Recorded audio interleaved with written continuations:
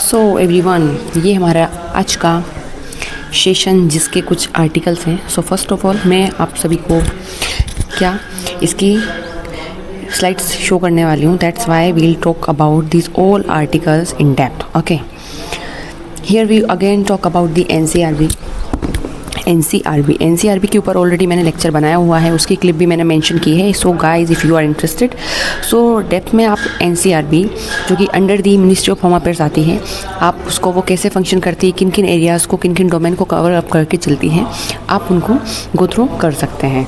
ठीक है, and then we as we know on 8th of March we celebrate International Women's Day. So lots of the articles are there in the Hindu and another kind of the newspapers, in which most probably the topic for the women's is there. Okay, which is about the women power, women's in every field and diaspora kind of. So ये again ये कि women with AI, तो AI summit जैसे कि अभी 2026 में हमारी new Delhi जो हुई है एआई समिट है ना, हमने अभी रिसेंटली जो हेल्ड किए हैं, तो उसमें अब एआई को इंटरलिंक किया गया with the digital safety of the women's and also interlink with the women's. ठीक है, देन हम कवर अप करेंगे यूपी के बारे में, जहाँ पे सबसे ज़्यादा एसी कम्युनिटी के टुवार्ड जो हैं क्या डिनाइल ऑफ एक्सेस के जो केसेस निकल के आ रहे हैं, उनके साथ जो डिस्क्रिमिनेशन हो रहा है उसके बारे में बात करेंगे। ठीक है, ये कुछ एनसीआरबी का डेटा फैक्ट्स हैं जो मैंने इसी आर्टिकल से लिया हुआ है। ओके, एंड देन गाइज ये क्लिप शॉट है जो मैंने कहाँ से लिया है, हमारे ही वीडियो से लिया हुआ है। सो you can go through the playlist. In that particular video you will see the about the NCRB. It formed on 11th of March 1986. Okay, and jurisdiction government of India के अंडर में, headquarter इसका new Delhi है, मोटो इसका आपको उसमें दिख जाएगा properly, और ये अंडर दी होम मिनिस्ट्री हमारी वर्क करती है। सो एनसीआरबी का फुल फॉर्म जो है वो है national crime record bureau. Okay everyone, so let's continue toward our very first article.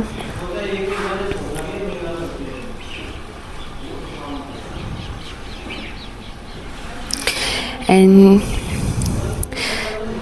सबसे पहले, so everyone, I wish you all the women's of our country and also the international women's too on the occasion of the International Women's Day. Okay, so ये हमारा पहली बात, तो हम India के अगर विकसित भारत के बारे में बात करें तो हमारे इंडिया का गोल है टुवर्ड विकसित भारत टिल 2047। तो एक ये हमारा एक्स्ट्रा क्वेश्चन हो गया। अब international women's day for the year of 2026, what is the theme? So everyone, you will guys tell me in the comment section, and along with this I mentioned our political map of our country, in which you can see about the India subcontinent. Okay, here. So first of all, before continuing the session, I'll talk about one scheme. Okay, you can see over here. So our scheme is प्रधानमंत्री फसल बीमा योजना।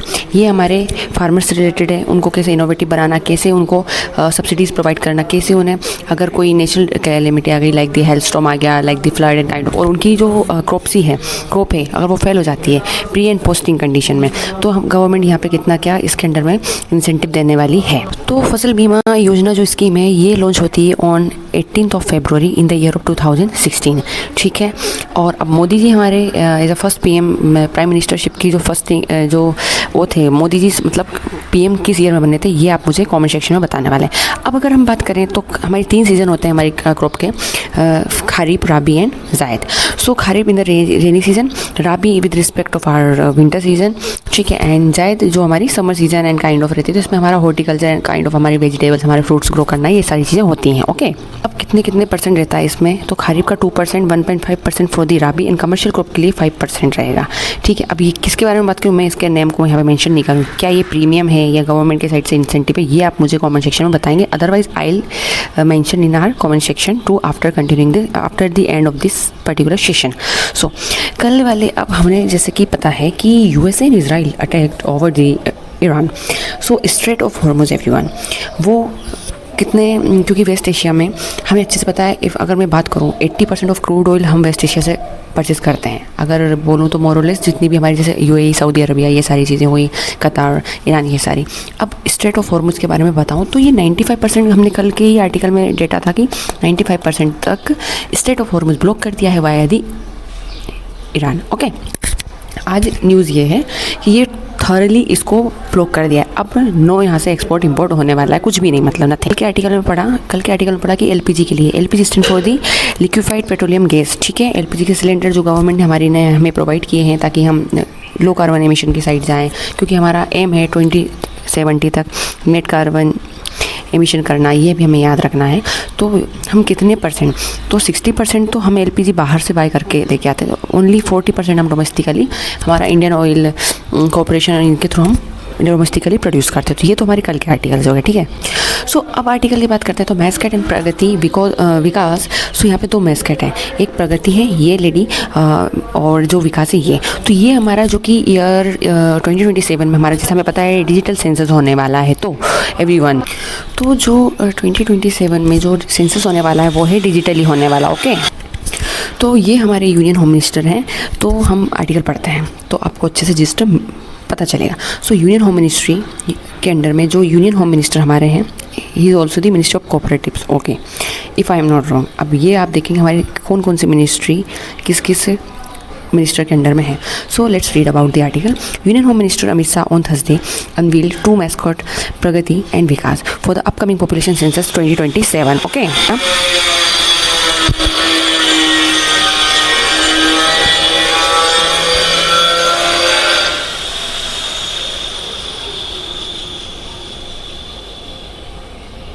तो सीडेक पुणे के under में ये काम होने वाला है पूरा, ठीक है। इसमें जो 4 डिजिटल प्लेटफॉर्म्स हैं जो सॉफ्ट लॉन्च किए हैं, प्लेटफॉर्म्स जो सॉफ्ट लॉन्च किए गए बाद मिस्टर साहब, तो एक तो HLBC है, देन HLO है, देन AC है और देन CMMS है। अब CMMS जो है ये सेंट्रलाइज रहेगा, वेब बेस्ड एक डिजिटल प्लेटफॉर्म रहेगा। CMMS ये साइंस एंड टेक हमारा UPSC जनरली क्वेश्चन पूछता है।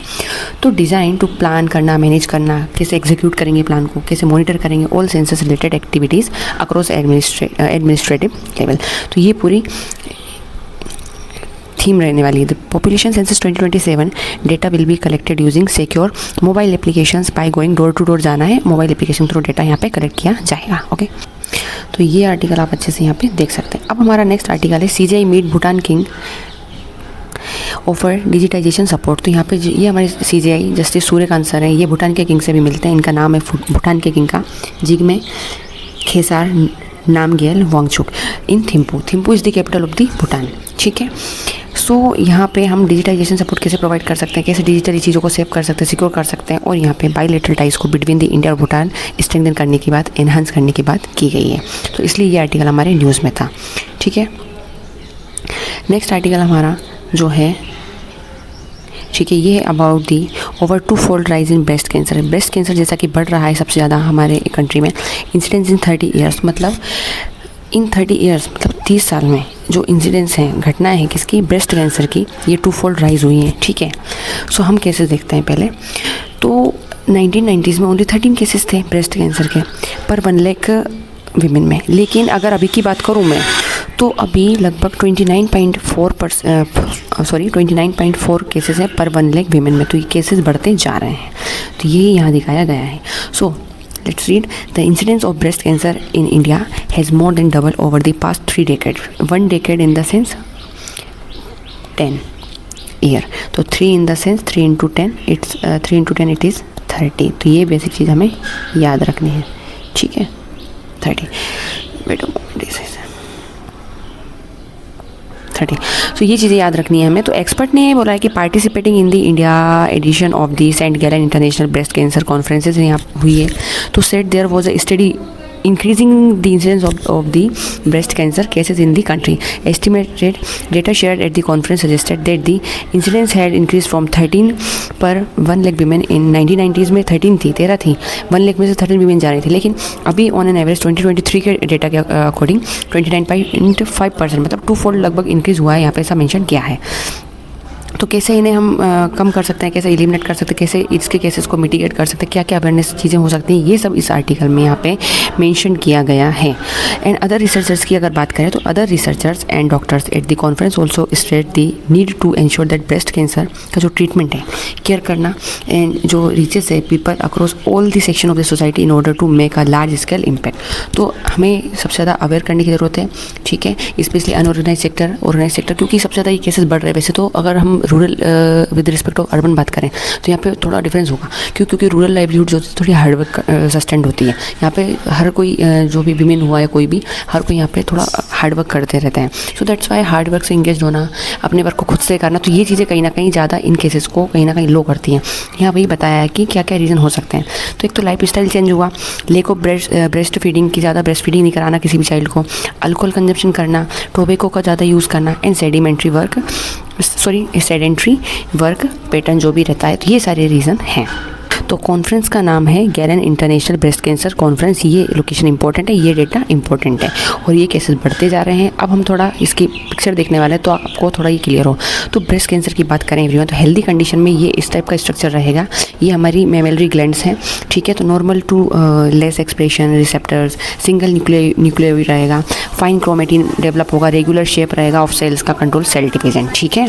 अगर डिसीज कंडीशन, तो ये देख रहे हैं आप, क्लोटिंग बनती जा रही है, तो इसमें over expression of the hormonal receptor, multiple nucleo हो जाएंगे, तो बहुत सारी ये बढ़ने लग जाएंगे सेल्स, कोर्स क्रोमेटिन्स हो जाएगा, irregular shape of the cells, ठीक है, अनकंट्रोल सेल डिवीजन। तो ये है reason of the healthy condition of the disease and the disease condition of the breast cancer.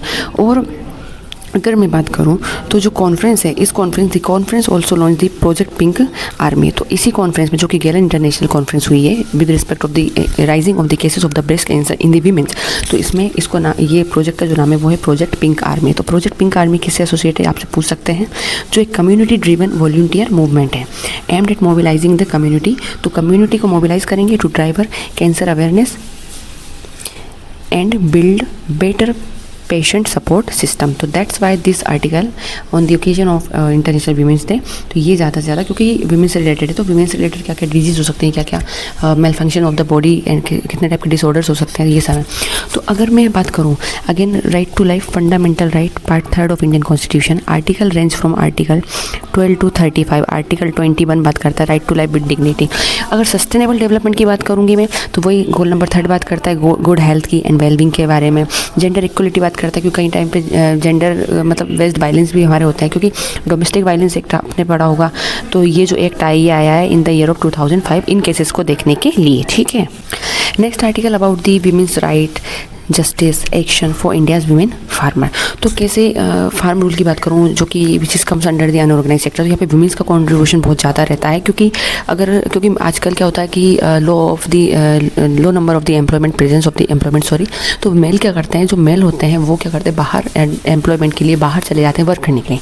अब उनके पास जो एक शॉर्ट ऑफ अगर उनके पास लैंड है 1 बीघा 2 बीघा काइंड ऑफ, तो वीमेंस अपने आप उन ज़मीन में अपने थ्रू जैसे फसल उगाना काइंड ऑफ, तो ये डिफरेंट टाइप की एक्टिविटी करना, उनके छोटे छोटे फार्मलैंड्स होते हैं उन पे वीमेंस काम करती है। तो यहाँ ये बताएं कि वीमेंस के क्या राइट्स हैं, क्या जस्टिस है, क्या एक्शन है ना। तो यहाँ पे विद रिस्पेक्ट ऑफ इंडिया की वीमेन के बारे में यहाँ पे बात की है, इंडियन वीमेन फार्मर। तो वीमेंस को जैसे कि लैंड राइट है कि नहीं है, क्या नहीं है, कितना उनके पास राइट्स है, कितनी उनके पास मोबिलिटी, कितनी उनके फ्रीडम ऑफ चॉइस है, तो ये सारी इस आर्टिकल में बात की गई है। Okay, on the occasion of the international women's day. Next article हमारा, ठीक है। अब हम बात करते हैं नेक्स्ट आर्टिकल, जो कि also AI with the women. तो हम पढ़ते हैं balancing innovation with the women digital safety. तो AI everywhere there is the artificial intelligence is there, है ना। ओपन AI का ChatGPT, Gemini of the Google and Groks of the Twitter which is currently known as the X। तो ये सारी चीज़ें, और another platform in which the AI is working too fast and also just rising the cases of the use of the AI। तो यहाँ पे कैसे women's की डिजिटल सेफ्टी वीमेंस के लिए इंपॉर्टेंट है, और अभी इसलिए इंपॉर्टेंट है क्योंकि एक तो इंटरनेशनल वीमेंस डे है, दूसरा है AI समिट जो हुई है, ये हुई है हमारे भारत मंडपम में, हमारे न्यू दिल्ली में, इसलिए भी ये इंपॉर्टेंट है। अब wait a moment, what happened. तो यहाँ बताया हुआ है कि लैक ऑफ द अवेयरनेस, ठीक है, lack of the awareness, women's को एथिकल AI का यूज़ करना नहीं काइंड ऑफ। तो एंड तो यहाँ पे जो केसेस हैं वीमेंस के हरासमेंट के, ऑनलाइन हरासमेंट, ये पहले 16% थे, अभी 58% तक ये ऑनलाइन केसेस बढ़ गए हैं वीमेंस हरासमेंट के, ठीक है। तो stronger law to ensure prompt investigation करना into the unethical uses of the AI की, AI के अनएथिकल यूजेस कर रहे हैं, इसके क्या क्या प्रोज एंड कॉन्स हैं। So are key to ethical AI use, and while Indian legislation जो है attempts to do its bit to address online abuse होना, implementation is a far from prompt. तो ये सारी चीज़ें हैं। So here the MeitY stand for the ministry of information technology, electronics and information technology direct करती है कि online जो इंटरमीडियरीज हैं, जो कि इंटरमीडियरीज बैठे हुए हैं online, must take down reports of the deep facts. जो हमने पढ़ा था डीप फैक्ट्स में, मैंने पहले भी बताया कि रश्मिका मंदाना का एक वीडियो बना मतलब पिक्चर या वीडियो बना दिया जिससे उसके राइट्स वायलेट हुए, right to life with dignity under article 21 of our fundamental right. तो कैसे वीमेंस को एआई को एथिकली हम बना सकते हैं, कैसे वीमेंस को डिजिटली हम सेफ्टी रख सकते हैं, कैसे हम हमारे कुछ ऐसे स्टेप ले सकते हैं जो इन केसेस को जो नंबर राइज हो रहे हैं उनको लो कर सकें, है ना। रेसिस्टिंग टेक्नोलॉजिकल जो चेंजेस हैं specially to AI is futile and is not a sustainable solution. तो ये एक सस्टेनेबल सॉल्यूशन क्या होगा कि कंसिस्टेंसी मेंटेन रहे, एक परमानेंट सॉल्यूशन की तरफ जाना। तो ये तो कोई प्रॉपर सस्टेनेबल सॉल्यूशन की तरह जाता हुआ नहीं दिखता, क्योंकि how much you are guys engaging with AI and any kind of the virtual world, so there are high chances to the violation of the fundamental right and privacy too. Okay, हम अगर internet use की बात करते हैं तो 1 in 3 internet user children, मतलब there are अगर 3 कोई भी इंडिविजुअल है जो इंटरनेट का यूज़ कर रहे हैं, है ना, तो इसमें से 3 में से एक तो कम से कम बच्चा ही रहेगा पहले। और अगर हम जेंडर बेस्ड बात करें तो बहुत लेस ऐसा होता है कि जैसे जेंडर बेस्ड होता है, तो जैसे घर में 2 भाई बहन है तो सबसे पहले लड़की के पास मोबाइल आ जाएगा, भाई लड़की के पास नहीं आएगा, ठीक है। और अगर लड़की के पास भी आएगा तो वो बहुत लेट आएगा। तो कहीं ना कहीं आज हर किसी के पास आज मोबाइल फ़ोन है, सेल फ़ोन है, मतलब मोबाइल तो जनरल हो गया है। अभी भी बहुत सारी जगह पे रेयर है लैपटॉप एंड काइंड ऑफ हमारे टैबलेट, लेकिन बहुत सभी के पास हैं आजकल।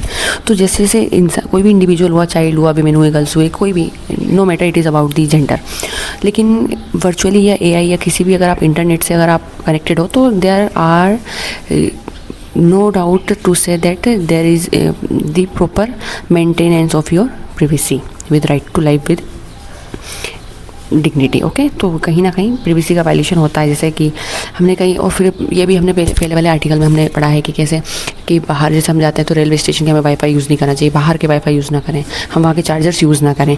इंडिविजुअल अगर हम कहीं शॉप पे जा रहे हैं, ऑनलाइन पेमेंट करें, तो हम जो भी हमारा पिन कोड डालते हैं वो हम थोड़ा हाथ का यूज़ करके या हाइड करके उसको मेंशन करें, सो दैट हमारे जो ऑनलाइन थ्रेट है वो कम हो जाए। हमारे जैसे कई लोगों के अकाउंट से उनके पैसे गायब हो जाना काइंड ऑफ, ठीक है। सो अब नेक्स्ट आर्टिकल है UP account for most cases of the denial of access to public spaces to persons from the SC communities. हमें अच्छे से पता है एससी एसटीज़ के साथ सबसे ज़्यादा वायलेशन होता है। हमारी टोटल एसटी हर स्टेट में हमारी एसटीज़ में है, मतलब schedule tribe, SC stand for the schedule caste, ठीक है। तो यह रिपोर्ट ये है कि जो access denial of access to public spaces जो है पर्सन ऑफ एससी कम्युनिटी के लोगों के लिए हर चीज़ एक्सेस करना, है ना, विद द पब्लिक स्पेसेस थोड़ा हार्ड हो गया है। तो ये यूपी से सबसे ज़्यादा केसेस बढ़ रहे हैं। अब हम थोड़ा यहाँ पे ये ग्राफ देखते हैं। तो 2017 में 12 थे केसेस इन यूपी, 0% 0। 2018 में 16 हुआ है, फिर 19 में 26, 22 में 305 एंड 23 में 180। मतलब हाँ, सबसे ज़्यादा केसेस बढ़े का 2022 में केसेस यूपी में 300 थे, परसेंटेज वाइज 98.3%। अब अगर 2023 में हाँ कम हुए विद रिस्पेक्ट ऑफ 2023, लेकिन फिर भी नंबर ज़्यादा है 180 करेंटली 2023 के अकॉर्डिंग। तो हम पढ़ते हैं reported cases of denial of access to public spaces to the person from the schedule caste communities. तो यहाँ पे डिनायल है, इनको प्रॉपरली पब्लिक स्पेसेस एक्सेस नहीं हो पा रहे हैं। A crime category that was introduced by the NCRB 2017 के यहाँ पे डेटा है, हम यहाँ पढ़ते हैं। तो NCRB 2023 crime in India 180 reported किए गए हैं केसेस विद रिस्पेक्ट ऑफ एससीज मतलब शेड्यूल कास्ट, 173 जिसमें से ओनली यूपी के केसेस हैं, ठीक है। NCRB stand for the national crime record bureau, ठीक है। हम इसके बारे में मैं ऑलरेडी एक लेक्चर बना चुकी हूँ, उसका ये मैंने यहाँ पे क्लिप शॉट मेंशन किया है ना। तो NCRB 11 मार्च को फॉर्म होती है ना, इन द ईयर ऑफ 1986, और इसके ये अंडर दी होम मिनिस्ट्री आती है। और होम मिनिस्ट्री की कौन डील करता है? हमारे अमित शाह सर। तो आप everyone, if you are interested everyone, so you can go through this particular video from the playlist series, ठीक है। तो यहाँ सबसे ज़्यादा डिनायल ऑफ सर्विस हो रहा है और यूपी में केसेस सबसे ज़्यादा बढ़ रहे हैं। There are another cases in another states of our country, but सबसे ज़्यादा केसेस कहाँ देखने को मिले हैं? यूपी में मिले हुए हैं।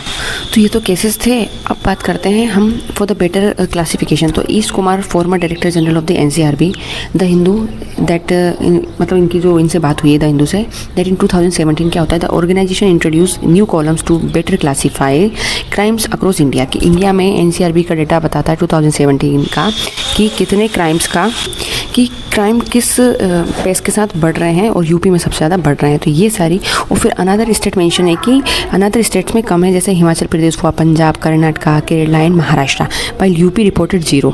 ठीक है, कब की बात है ये? In the first year, sorry wait a moment, in the first year that this crime category was introduced, it noted just 12 cases across the country। ठीक है, तो ये चीज़ें हमें पूरी पढ़नी है, आप गो थ्रू कर सकते हैं लेक्चर को। सो गाइज, ये हमारे आज के आर्टिकल थे। आई जस्ट होपिंग सो आपको थोड़ा मैं अच्छे से एक्सप्लेन कर पाई होगी। ठीक है, if there is something mistake so please don't mind that and stay tuned. Thank you so much.